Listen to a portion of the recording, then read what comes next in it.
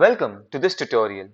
In this tutorial, we are going to talk about the Customize Fields option and the sort function within the Accounts app in KEBS. The columns displayed within the Accounts app can be toggled on and off and also can be rearranged by using the Configure Table option.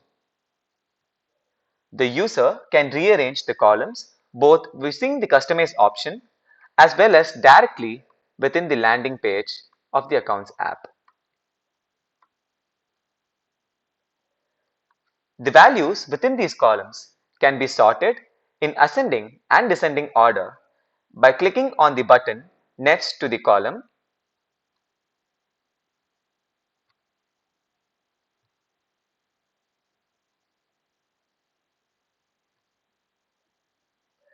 or by clicking on the My Filters button and clicking on the Sort option to do the same functionality.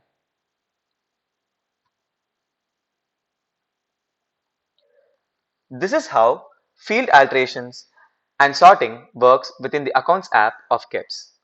Thanks for watching.